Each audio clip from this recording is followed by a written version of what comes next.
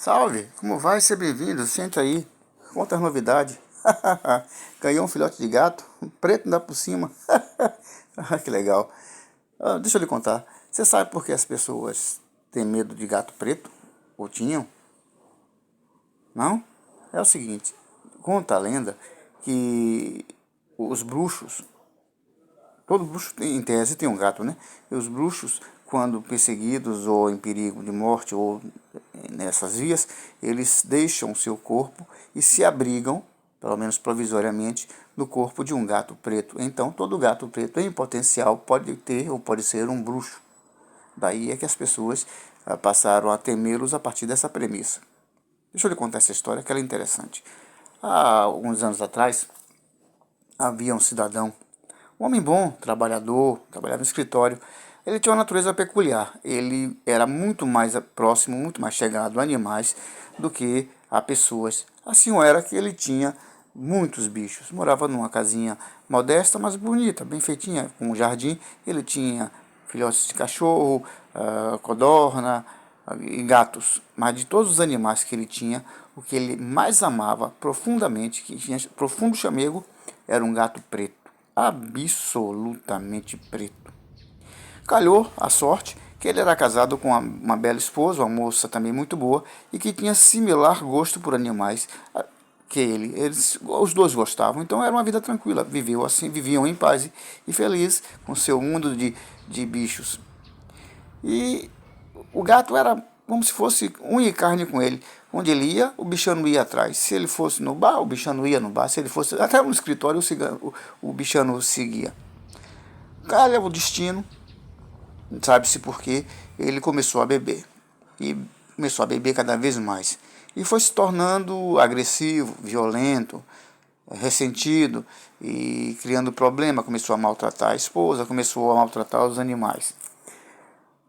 E ainda assim, e mesmo assim, o bichano o seguia. Se tivesse ele em casa, tivesse ele na sarjeta ou desmanhado na mesa de um bar, o bichano estava lá observando. Isso começou a deixá-lo constrangido. Na cabeça dele, o gato estava a julgá-lo ou a criticá-lo. Até que um dia, chegando em casa embriagado, num acesso de fúria, ele tropeçou no bichano que veio enroscar-se em suas pernas, como os gatos fazem. Ele tropeçou e caiu. Nisto que ele caiu, ele pegou o bichano e, enfurecido, embrutecido, ele arrancou-lhe um olho. Passou a noite, ele dormiu embriagado. Quando ele acordou, o bichano estava lá, cego do olho e olhando para ele. Ah, foi um remorso, foi uma agonia, uma dor profunda, e ele tentando desculpar-se, tentou aproximar do bichano, mas já era tarde. O gato nunca mais deixou ele aproximar-se. Contudo, ainda assim continuou a segui-lo e encará-lo. Tivesse ele no bar, tivesse ele no escritório ou em casa, o bichano estava encarando a ele fixamente. E isso foi corroendo a ele, o remorso foi moendo, o remorso foi apertando, e ele bebendo e violento, até que um dia ele chegou em casa muito embriagado e pegou o bichano de jeito e o enforcou em uma árvore do lado de fora da janela da casa, em frente à janela da casa, do lado de fora, e enforcou o bichano. Nessa mesma noite, bateu um invulgar vento de destino incerto. Este vento levou a cortina a uma vela que estava lá para um santo, ou coisa que se equivalha. A cortina pegou fogo, a casa incendiou por completo. Queimaram-se todos os cômodos, com exceção do quarto onde eles estavam e da cama. Curiosamente, eles sobreviveram, apesar de tudo, e na parede onde estava, da janela onde estava a árvore, ficou marcado uma mancha peculiar em fumaça e cinza, que muito se assemelhava à forma de uma árvore, um laço e um gato enforcado. Os curiosos, os supersticiosos diriam que era o bruxo ou o gato anunciando que iria se vingar daquilo. Mas a perícia disse que era apenas uma espécie de xerox feita pela fumaça na sombra da árvore. Bom, que seja. Fato é que eles foram para a miséria, mas ainda assim a vida continuou. Foram morar num subúrbio bem distante, numa casa muito mais simples, e ele continuou na sua rotina de embriaguez e violência. E num dia desse, quando ele se despertou na sarjeta, havia ao lado dele um outro bichano. Ele olhou aquilo meio assustado, mas ficou, ignorou. E foi para casa, e curiosamente o bichano foi com ele. Chegando em casa, a esposa, muito sofrida e maltratada, imediatamente se apegou no bichano. E ela ficava com ele para cima e para baixo e tal, e ele, depois da última aventura com animais, ele ficou meio arredio, não se aproximava. Mas o bichano o seguia e o encarava dioturnamente. E ele, como estava sempre embriagado, achava aquilo estranho, mas ia passando. Uma feita desta, ele chegou em casa mais uma vez muito embriagado e partiu para cima da esposa. Quando ele partiu para cima da esposa, o gato tentou interferir, mas não deu jeito. Ele pegou uma bengala e, tentando acertar o bichano, acertou a esposa em cheio, acertou-lhe na cabeça e ela caiu morta. Ele olhou para um lado, olhou para o outro, fez: porra, o que eu faço? Pegou a mulher, era uma casa velha, muito antiga, tinha um porão. Desceu as escadas e no porão tinha uma velha parede de tijolos grossos, uma parede possivelmente larga, ele não se sabe. E aí ele teve uma ideia.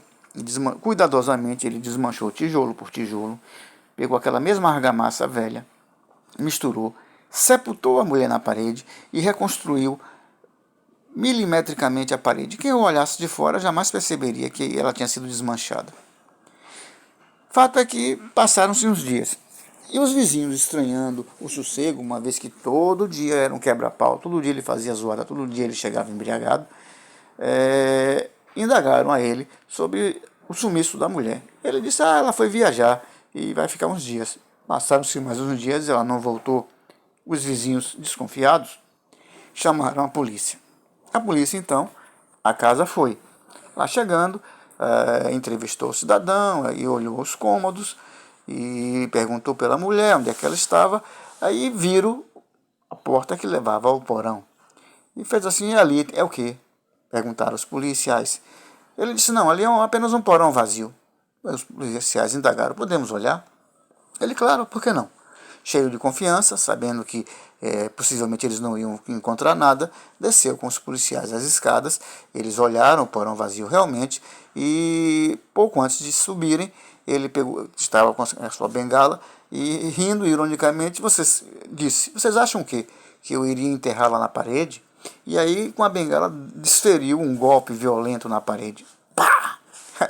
E como se viesse do próprio inferno, um rugido saiu da parede. Pá! Os policiais tomaram susto, ficaram absortos e seguraram o cidadão. Seguraram o cidadão, chamaram mais alguns e demoliram a parede. Assim que a parede foi ao chão, quem estava lá? A mulher enterrada. E, junto com a mulher, o gato.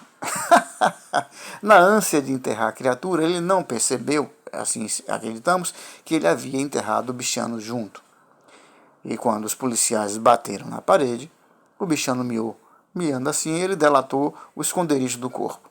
O cidadão foi preso, julgado e condenado à morte.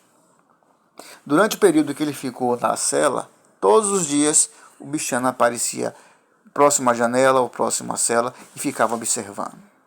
Finalmente, no dia do seu enforcamento, ao subir o patíbulo, pouco antes de pôr nele o laço de forca, foi que ele percebeu que aquele bichano tinha uma semelhança e diferença com o seu antigo bichano. Ele era cego de um olho e a mancha branca que ele tinha no peito, que ele nunca tinha atinado o que era de fato um laço de forca. E o cidadão foi enforcado.